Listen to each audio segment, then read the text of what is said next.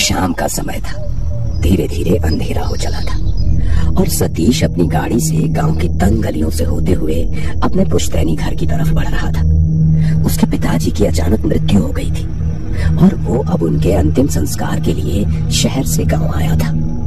गांव की खामोश हवाएं उसे डरावनी लग रही थी, मानो कोई अदृश्य ताकत उसके पीछे पीछे चल रही हो। जैसे ही वो घर के पास पहुंच रहा था, उसे रोने की आवाजों की बजाय कुछ मंत्रों की आवाजें सुनाई देने लगी। वो गाड़ी से उतरा। आंगन में प्रवेश करते ही सामने का दृश्य देखकर वो वहीं रुक गया। आंगन में उसके घर के सदस्य और कुछ गांव के लोग मौजूद थे। वहीं बीचों बीच दो लोग किसी पूजा में मग्न थे। उसमें से एक गांव के पंडित और दूसरे उसके चाचा लक्ष्मीकांत थे। लक्ष्मीकांत गांव के रस्म रिवाजों के काफी अनुयायी थे, इसलिए सतीश की उनके साथ ज्यादा जमती नहीं थी। पूजा में 5 गुड़ियों को लेकर कोई क्रिया चल रही थी। चारों ओर धुआं उठ रहा था और पंडित मंत्र पढ़ रहा था। सतीश की नजर उन गुड़ियों पर पड़ी। गुड़ियों के चेहरे कुछ अजीब और डरावने लग रहे थे, मानो उनमें जान हो। ये सब क्या है काका? पिताजी की मृत्यु हो चुकी है, हम पर इतना दुखों का पहाड़ टूट पड़ा है और आप यहाँ सब ड्रामा कर रहे हैं। उसके चाचा लक्ष्मीकांत उसकी बातों से भड़क गए। ये कोई ड्रामा नहीं है सतीश, जबान संभाल कर बात करो। भले ही तुम पढ़े लिखे होगे, लेकिन तुम्हें इस पंचक दोष का अंदाजा नहीं है। अगर ये पूजा नहीं हुई तो हमारे पूरे परिवार पे और गांव पर अनहोनी का साया मंडराएगा। ये पूजा जरूरी है हम सबके हित के लिए। ये क्या बकवास कर रहे हैं आप? कैसी अनहोनी, कैसा साया? आप अपने पुराने ख्यालात अपने तक ही रखिए। मेरे पापा की मौत की आड़ में अपना अंधविश्वास मत फैलाइए। मेरे घर में ये सब नहीं चलेगा। सतीश बेटा, लक्ष्मीकांत जो कर रहा है वो उसे करने दो। तुम अभी शहर से आए हो, तुम्हारे पिता की मौत पंचक में हुई है। इस दोष का निवारण करना जरूरी है। अपने बड़े बूढ़ों की बात सुनो। मैंने अभी अभी अपना बेटा खोया है। अब और किसी के जाने का गम मैं सहन नहीं कर पाऊंगा। दादाजी, ये सब पुरानी बातें हैं, मैं आपको कैसे समझाऊं? आप प्लीज मुझे मत रोकिए। मेरा फैसला आखिरी फैसला है, बस। सतीश ने उनकी एक न सुनी और जबरदस्ती पूजा भंग कर दी। पंडित भी हड़बड़ा कर वहां से चला गया और लक्ष्मीकांत की आंखों में गुस्सा और भय दोनों झलकने लगे।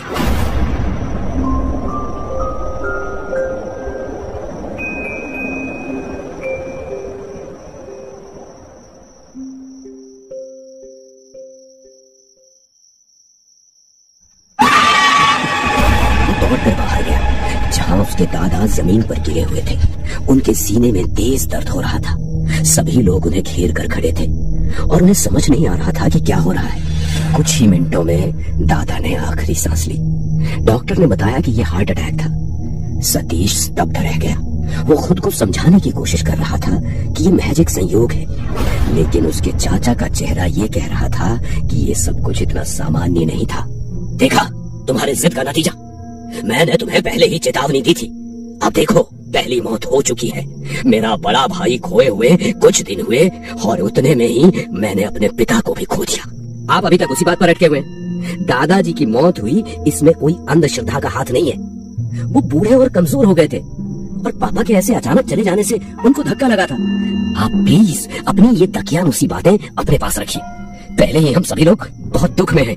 ये कहते हुए सतीश वहां से चला गया। उसे दादाजी के जाने का गम था, लेकिन उसने इस बात को महज एक दुर्भाग्य समझा था। अगली सुबह का दृश्य। सूर्य की हल्की किरणें घर के आंगन में पड़ रही थी, लेकिन हवा में अब भी कुछ अनहोनी की दस्तक थी। कुछ ही दिन बाद सतीश के छोटे भाई योगेश, जो विदेश में रहता था, उसकी खबर आई। फोन पर बताया गया कि योगेश ने आत्महत्या कर ली। ये खबर सुनकर पूरे घर में मातम पसर गया, लेकिन सतीश को इस खबर में कुछ संदेह था। योगेश कभी भी इतना कमजोर नहीं था कि आत्महत्या जैसा कदम उठाए। सतीश ने जब विदेश में अपने दोस्तों से बात की तो पता चला कि उसकी मौत काफी रहस्यमयी थी। उसके कमरे में कोई सुसाइड नोट भी नहीं मिला था। उसकी मृत्यु की स्थिति भी काफी संदिग्ध थी, लेकिन पुलिस ने इसे आत्महत्या का मामला करार दिया था और इन सब मौतों के लिए उसके चाचा सतीश को जिम्मेदार मानने लगे। सतीश और उसके चाचा के झगड़े अब बढ़ने लगे थे। सतीश का मन अब भी इस बात को मानने को तैयार नहीं था कि ये किसी श्राप का परिणाम था, लेकिन उसके चाचा और परिवार के बाकी लोग अब पूरी तरह से यकीन करने लगे थे कि ये पंचक दोष का परिणाम है। तीसरी मौत का दृश्य, रात का समय, चारों ओर अंधेरा और सन्नाटा, हवा में अजीब सा भारीपन महसूस हो रहा था।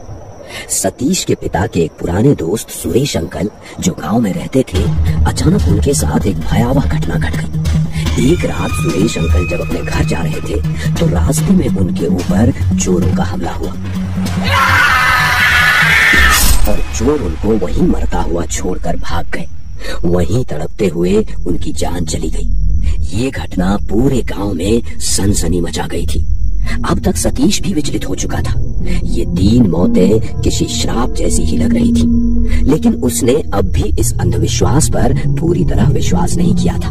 वो खुद को समझा रहा था कि ये महज संयोग है, लेकिन उसे अंदर से डर लगने लगा था कि कहीं ये सच ना हो। अगली सुबह हल्की बारिश हो रही थी। गांव में धुंध छाई हुई थी और घर में मातम का माहौल था। कुछ ही दिनों बाद सतीश के पड़ोसी, जो हमेशा उनके परिवार के करीब रहे थे, उनकी भी मौत हो गई। ये मौत भी अजीब परिस्थितियों में हुई। वो अपने घर में सो रहे थे और रात के वक्त अचानक उन्हें सांस लेने में तकलीफ होने लगी। डॉक्टर ने बताया कि ये एक असामान्य तरह की सांस की बीमारी थी, लेकिन पूरे परिवार को ये महसूस हो रहा था कि ये भी उसी श्राप का हिस्सा है। अब सतीश के मन में भी डर पनपने लगा था। उसे लगने लगा था ये सारी घटनाएं किसी प्राकृतिक घटना का परिणाम नहीं है, बल्कि कोई अदृश्य शक्ति उनके परिवार को निशाना बना रही है।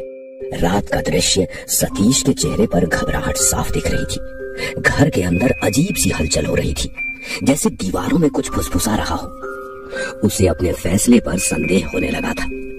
घर में भी कोई एक दूसरे से ठीक से बात नहीं करता था। उसके चाचा तो उसे आते जाते ताने देते और इन सारी मौतों के लिए कोसते रहते। सतीश को अब गांव में रहना मुश्किल लगने लगा। अपने परिवार के सदस्य खोने की वजह से वो दिन ब दिन गम में डूबता जाने लगा। आखिरकार एक दिन उसने इस माहौल से दूर जाने के लिए कुछ दिन शहर जाने का फैसला किया, ताकि कुछ दिन शांति से बिता सके। उस दिन बारिश हो रही थी। सतीश अपनी कार लेकर शहर के लिए निकला। धीरे धीरे कड़कती बिजली के साथ बारिश तेज होने लगी। पिछले दिनों में घटी घटनाओं के बारे में सतीश सोचे ही जा रहा था। अचानक उसकी गाड़ी का नियंत्रण बिगड़ गया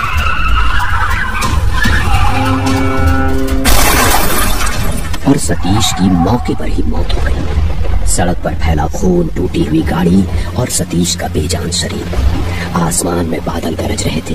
तेज बारिश शुरू हो गई। इस अंतिम मौत ने पूरे परिवार को पूरी तरह से तोड़ दिया।